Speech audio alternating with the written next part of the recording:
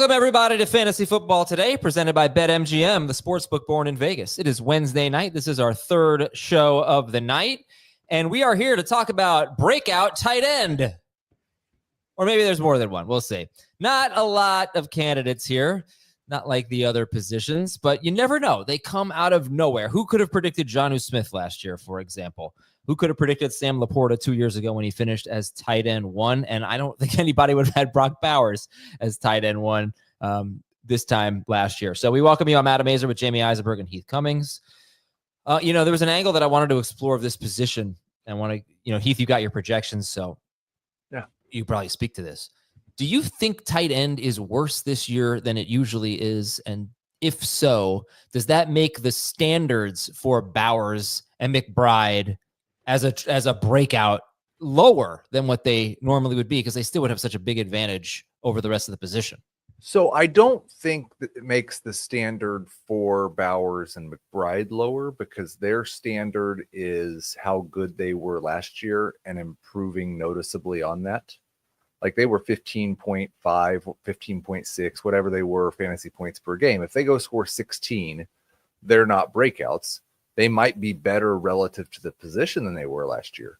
I think it makes the standard lower for Tyler Warren, Colston, Loveland, Tucker Kraft, guys like that who are coming from not being elite tight ends, that if they go average 12, that might be a top 3 season or top 4 season this year. Mm-hmm. And that might qualify them for a breakout more than it would have in past years.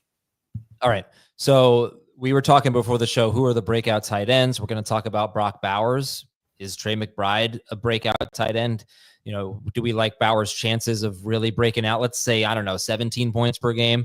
They were both, and Kittle were around 15.5 last year. I don't know if you guys have a different number in mind, but what are the chances for Bowers? What about McBride? Tucker Kraft is going to be someone we talk about. Tyler Warren is going to be someone we talk about. Colston, Loveland as well. Someone said, please let the first breakout tight end be Kyle Pitts, LOL. That's going to be the last guy I wanted to talk about, just to throw him a bone in case Darnell Mooney misses any significant time. But Jamie, your thoughts on Bowers and McBride being breakouts? Do you think they will be? How do they get there? They get there by scoring touchdowns, and replicating what they did a year ago. Like that's the easy path to doing it. Clearly from McBride, we've seen, a year and a half of how good he can be. For Bowers, it was 1 year of what his, production was. But like, there's so much room. There's a lot of room to grow in that category alone. So is it 8 touchdowns? Is it 10 touchdowns? I don't think they're going to be. But I don't think they're both going to be double-digit touchdown scorers. But, the fact that McBride was top 3 in red zone targets last year is, like, he's right there. Like, he just has to convert them. I really hope the effort that we saw to get him into the end zone, it was like it felt like the Mike Evans push. We get to the end of the season and we need to do something. And the Cardinals, Kyler Murray and Trey McBride were really trying to make that happen. And so, for Bowers, is just continuing to build off what he did. I hope that it's not the Kyle Pitts and Sam Laporta regression of rookie tight end having phenomenal season and then taking a step back. I can't see it. Like, I just can't see that happening for him, barring an injury, of him taking, a huge step back in his second season. So really for both those guys, I know Heath is going to make the case because of where he has them ranked. Like, they have to get to, I think, that 18 plus point per game range. Like, if they're 15, 16, they obviously had a great season, but I just don't think it's a breakout candidate, so it's kind of splitting hairs on, what you would categorize them as. Okay. So Heath, you wanted to talk about Bowers because you say where you have him ranked, you have him as a breakout, not someone who's just going to average a ho-hum 15.5 PPR fantasy points per game. Yeah, and I think like in today's mock, I took McBride in the middle of the third, and if you take him in the middle of the third and he repeats what he did last year, it's probably okay, especially with the weakness at the bottom of the tight end group. But for Bowers early in round 2, where I have him ranked, he does have to break out, and I think the path for him is a little different than the touchdowns. You see the sports line projections here on YouTube have him for 6 touchdowns. He scored 5 last year. He probably needs to score a couple more than 6 to get to that 17, 18 fantasy points per game. But the other side of it is, we've talked about how some of us expect a target downturn for Bauer. Chip Kelly experience shows, at least as in his past experience as a play caller, it's about 50-50 whether the Raiders are going to throw as much as they have in the past. If it's a similar target share, then I think there's another thing that can happen for him. Because last year he was remarkable in terms of the targets that he earned, 153. But the 73% catch rate isn't elite for a tight end. The 7.8 yards per target's good, but not elite for the tight end. The 3% touchdown rate's just awful for a tight end. And he got a quarterback upgrade, and he got an offensive coordinator upgrade. So I think for Bowers, he could stay in that same target range. And it's not just the touchdowns that improve, but he catches a higher percentage of his targets because there are more on-target throws from Geno Smith as opposed to Gardner Minshew or Aiden O'Connell. And he does more with those targets in terms of yardage. And so the yardage goes up, the catches go up, and the touchdowns go up. And we get a Travis Kelce / Rob Gronkowski first-round value tight end. I hope also in the case of Bowers, I know this isn't a tight end preview show, but I like the people in the case of Bowers. If you're panicked about Ashton Genty, which would be stupid, but if you are, you better be pumping up where you have Brock Bowers, like, because that's been kind of one of the main arguments is, oh, they're going to be better running the ball. So if you got scared after what you saw in 3 carries, which would be, again, be stupid, don't do that. But if you are concerned, like, you better be all in on Bowers then, because if they're going to be throwing the ball in a lot of long down and distance situations, like, we may see 180 targets for this kid.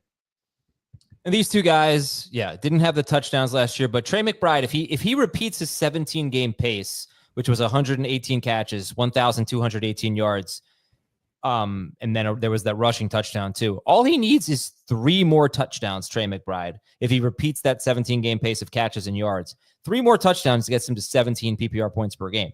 Bowers, it'd be similar, just needs a little bit more touchdowns, but also these two guys, they caught 20% or less of their end zone targets last year. So that's really actually, no, for McBride, that was this career, 20% career catch rate on his end zone targets. Travis Kelce's at 46%. George Kittle, 43%. Mark Andrews, 50%. These two guys, for their careers, which is only 1 year for Bowers, 20% or lower. So you just think law of averages, they're going to start catching more of their end zone targets. So it's exciting. You could definitely make an easy case for these guys to be better than they were last year when they were so good, but just didn't have the touchdowns to go with it. All right. I know it's hard. You can't call him a breakout, but would it shock you if Kittle's better too? Definitely not. I mean, look at the way it's shaping up at this point with the San Francisco 49ers. Like, he's having a dominant camp. No Ayuk for maybe until week 6. Who knows what's happening with Jennings? That's probably going to swing it, like, when Jennings plays, like how good Kittle can be. Not that, Juwan Jennings is the speed bump to George Kittle being tight end 1 again, but, like, he's going to get the touchdowns with this guy. And if there is a bump in targets, I know Heath has talked about this a lot, like the 49ers passing game and how efficient they are in getting the ball to George Kittle and the things he does. Like, if there is more opportunities for him, like, he may be the one, like, where I don't want to say overlooking because he's getting drafted in the 3rd round, but, like, is he going too late even?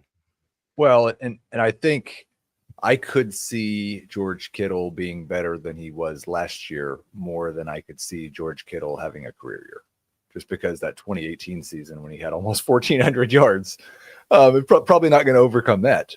But yeah, he might be. I every time I adjust my rankings, George Kittle goes up a couple spots, and part of that is what Jamie just talked about. Part of that is, as we've talked about, we don't love the end of round 3. Mm-hmm.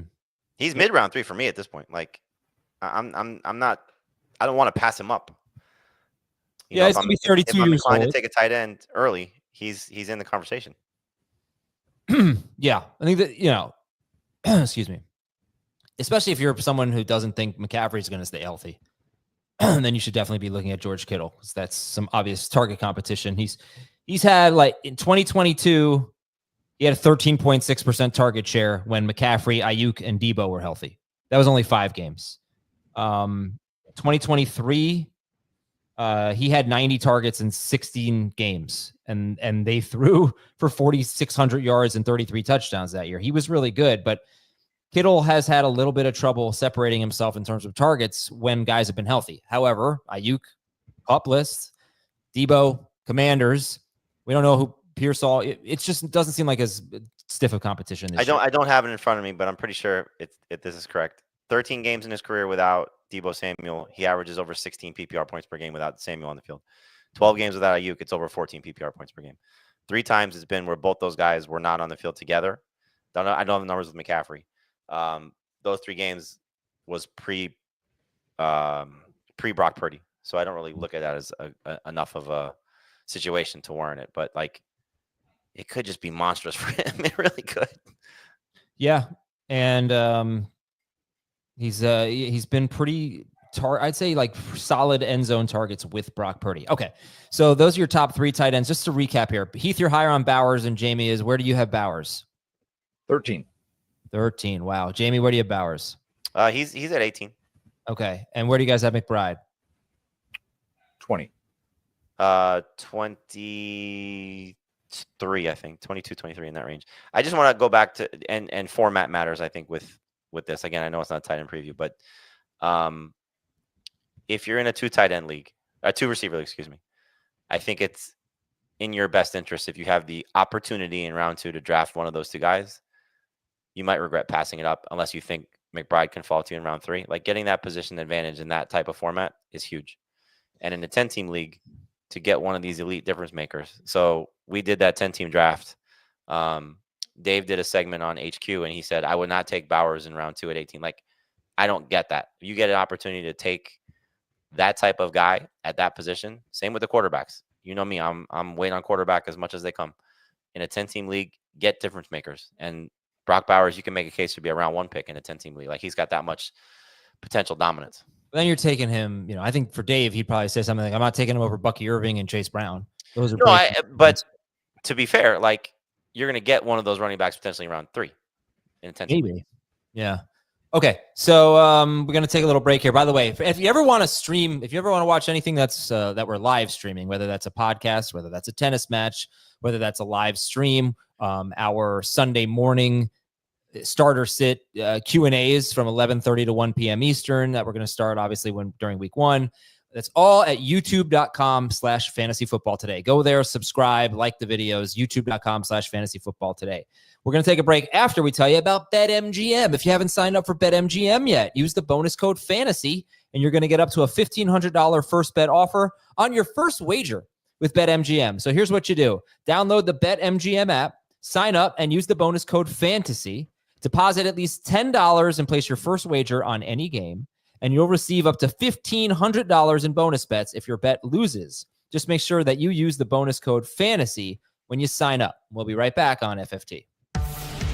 When you need your sports news all the time, we've got breaking news to bring to you. CBS Sports HQ gives you a snapshot of all the sports that matter to you. When you need your sports in a snap, find it on CBS Sports HQ, streaming free anywhere you are. All right, who else could break out at the position, Jamie Eisenberg? Tyler Warren and Tucker Kraft, I think, are the 2 candidates, I would say, based on where they're getting drafted and what their potential outcomes could be, would be the 2 that I would put there, and probably Colston Loveland as well. But I think just in the case of at least the first preseason game, Warren looks like he's going to see a hell of a lot of opportunities, no matter who the quarterback is. And Tucker Kraft, you're seeing it now. Jaden Reed's banged up. Romeo Dobbs slightly banged up, but should be fine. But he could easily be second on the team in targets. And I know that wasn't a big role last year, but they're expected to throw the ball more and have a little bit more success throwing the ball. And there's a chance that what Matt LaFleur said, that they want to feature him a little bit more, opportunity, role. Like, he doesn't have to do much to get from that 10-point per game range to 12 to 13, 14 maybe, if you want to be really optimistic. I just thought, like, it's easy to gravitate toward those 2 tight ends if you're talking about the later options, So Kraft and the 2 rookies, I think, qualify as breakout candidates for me. I mean, Kraft has basically been George Kittle on even lower volume early in his career, 8.5 yards after catch per reception. And every one of the Packers wide receivers, except for Matthew Golden, might be hurt right now. Maybe is Romeo Dobbs okay? I don't remember if he had an injury, but everybody else, back issue. I don't know if it was. Everybody else is dealing with some type of injury. So yeah, Kraft is the one. He's my tight end 8, and a fantastic value based on ADP. I think I'd rather draft him than a lot of guys that are going ahead of him, including both the rookies. All right, that was my next question. So you have Kraft ahead of both the rookies. Jamie, how about you? I have the rookies ahead of Kraft, but it's something that I changed quite a bit. Tucker Kraft had 70 targets in 17 games last year. Over the last 14 seasons, there have been 4 tight ends who have finished top 5 in PPR with fewer than 90 targets. Oh, can I guess? Yeah, go ahead. Robert Tonyan. Yep. Andrews. No.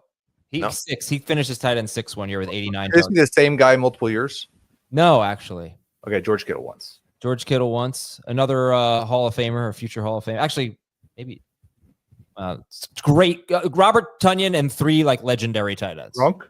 Gronk, Kittle, and Antonio Gates. Vernon Davis. So And in non-PPR, there's only 6 guys who have done it with fewer than 90 targets, finished top 5 in the last 14 seasons. That does not include Taysom Hill, another legend. Same 4?